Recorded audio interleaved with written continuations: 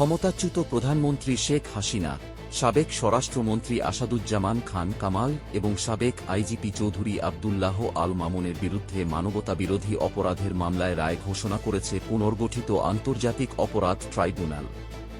৪ মাস ৭ দিনের বিচার কার্যক্রম শেষে সোমবার ১৭ নভেম্বর ঘোষণা করা হয় এই রায়।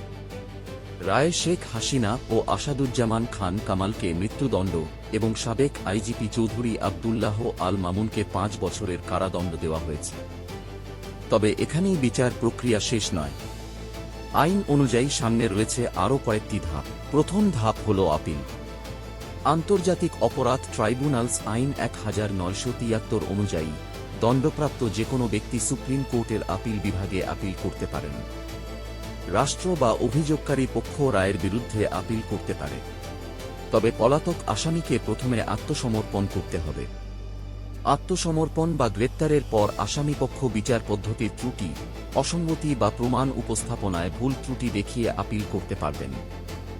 রায় ঘোষণার ৩০ দিনের মধ্যে আপিল করতে হয় এবং ৬০ দিনের মধ্যে নিষ্পত্তির বিধান রয়েছে। আপিলের পর রয়েছে রিভিউ অর্থাৎ পুনর্বিবেচনা আবেদন। এখানে আসামি আপিল রায়ের আইনি ত্রুটি বা ভুল ব্যাখ্যা তুলে ধরতে পারেন। রিভিউতে দণ্ড পরিবর্তন বা খালাস পাওয়ার নজিরও রয়েছে। এছাড়া মৃত্যুদণ্ডপ্রাপ্ত ব্যক্তি চাইলে রাষ্ট্রপতির কাছে ক্ষমা চাইতে পারেন। সংবিধানের ৪৯ অনুচ্ছেদ অনুযায়ী রাষ্ট্রপতি দণ্ড কমানো, স্থগিত বা মওকুফ করতে পারেন। ট্রাইব্যুনালের রায়ের অংশ হিসেবে শেখ হাসিনা ও কামালের সম্পত্তি বাজেয়াপ্তের নির্দেশও দেওয়া হয়েছে, যা এনবিআর সহ সংশ্লিষ্ট সরকারি সংস্থার মাধ্যমে বাস্তবায়ন করা হবে। চূড়ান্তভাবে এই মামলার আইনি প্রক্রিয়া এখনও শেষ হয়নি। আপিল, রিভিউ এবং রাষ্ট্রপতির ক্ষমা, এই ধাপগুলো পেরিয়ে তবেই শেষ হবে পুরো বিচার প্রক্রিয়া। এরকম আরও আপডেট পেতে আমাদের চ্যানেলটি সাবস্ক্রাইব করুন।